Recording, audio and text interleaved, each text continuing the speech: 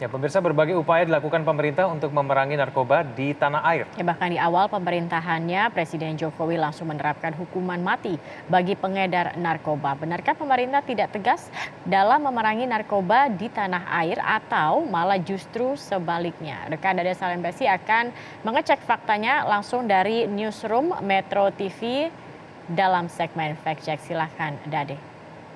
Ya, Zakia dan pemirsa Metro Siang, penangkapan politisi Partai Demokrat yang terjerat narkoba Andi Arief di politisi kubu oposisi. Oposisi menyebut penangkapan Andi Arief sebagai pengguna narkoba karena kegagalan Jokowi memberantas narkoba.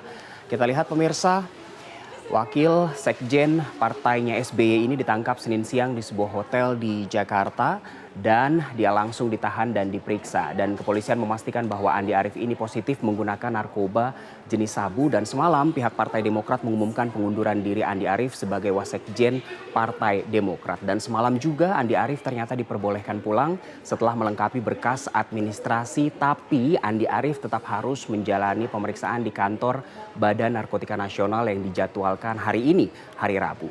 Nah, pemirsa, penangkapan politisi oposisi ini dilihat berbeda oleh berbagai pihak. Pemirsa, kalau kata Partai Gerindra yang merupakan partai oposisi, ini salah Jokowi, pemirsa. Kita lihat ini yang diungkapkan oleh Wakil Ketua Umum Partai Gerindra Arief Poyuono yang menyebut Andi Arief cuma jadi korban kegagalan pemerintahan Joko Widodo dalam pemberantasan narkoba di Indonesia. Ini dikatakan Arief pada hari Senin awal pekan ini dan lagi-lagi salah Jokowi. Semua salah Jokowi kalau kata Partai Gerindra. Jadi Arief Puyono ini bilang peredaran narkoba di Indonesia semakin bertambah. Bahkan angka pengguna narkoba juga naik dari 0,02% menjadi 1,17%, pemirsa. Tapi ternyata Arief ini salah dalam mengutip data. Jadi sudah dikonfirmasi oleh BNN kalau data yang dia pakai untuk menyalahkan Jokowi itu adalah data tahun 2011. Ini saya kutip dari salah satu berita online dengan judul Poyuono pakai data BNN 2011, kata TKN sengaja lempar salah ke SBY.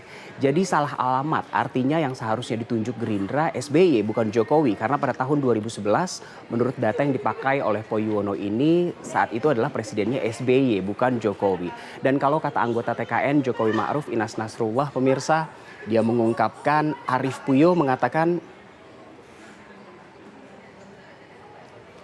ya, Arief Puyo mengatakan bahwa ini dipolitisi, padahal yang ditangkap teman sendiri kan, pemirsa. Nah, tadi BPN yang menanggapi penangkapan Arief ini, dan sekarang apa kata TKN? Kalau kata TKN, penangkapan Andi ini merupakan keseriusan Jokowi dalam memberantas narkoba. Dikatakan justru ini sebagai bentuk keseriusan Jokowi, buktinya seorang Andi Arief pun yang merupakan politisi berhasil ditangkap, pemirsa. Ini kata kata TKN yang artinya antara BPN dengan TKN memang menyikapi berbeda penangkapan politisi Partai Demokrat ini. Lalu sejauh ini bagaimana menurut Anda logika berpikir kedua kubu ini? Logika berpikir BPN dan TKN mana yang benar dalam menyikapi penangkapan seseorang yang positif menggunakan narkoba? Sekarang kita lupakan dulu soal Andi Arief, pemirsa, kita lihat kinerja pemberantasan narkoba di era Jokowi. Ini ada datanya, pemirsa, menurut IDM, tapi ini rilis data 2018. Ini adalah rilis data tahun 2018 menurut Direktur Eksekutif Indonesia Development Monitoring BIN Firman Tresnadi pada Mei 2018. Dia mengatakan ada 62,6% masyarakat puas dengan kinerja pemberantasan narkoba di era Jokowi. Sisanya 15,8% masih tidak puas. Tapi ini data 2018, pemirsa. Dan kita baru lihat informasi berikutnya. Kalau kita lihat jumlah data BNN, jumlah jaringan narkoba di Indonesia menurun. Jadi kalau menurut BNN baru-baru ini pada tahun 2017 di Indonesia ada 99 jaringan, sementara pada tahun lalu jumlah jaringan ini menurun menjadi 83 jaringan. Tidak menutup mata bahwa Presiden Joko Widodo pemerintahannya masih punya pekerjaan rumah untuk terus menekan angka jaringan narkoba yang ada di Indonesia ini.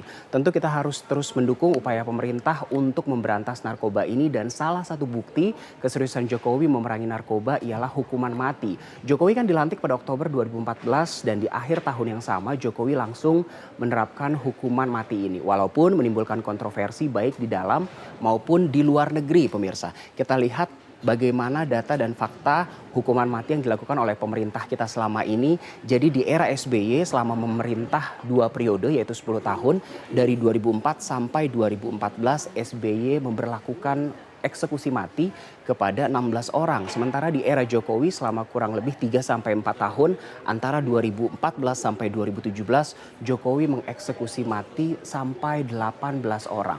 Bisa jadi pemirsa data ini ada korelasinya dengan data penurunan jumlah jaringan pengedar narkoba yang sebelumnya saya paparkan. Artinya ada efek jera di sini. Jangan kita pertaruhkan nasib bangsa ini ke tangan narkoba hanya karena ego politik, dan pekerjaan rumah untuk memerangi narkoba bukan hanya tugas pemerintah tapi juga tugas kita bersama. Sekali lagi mari kita membantu pemerintah untuk sama-sama memerangi narkoba. Saya kembalikan ke Zakia.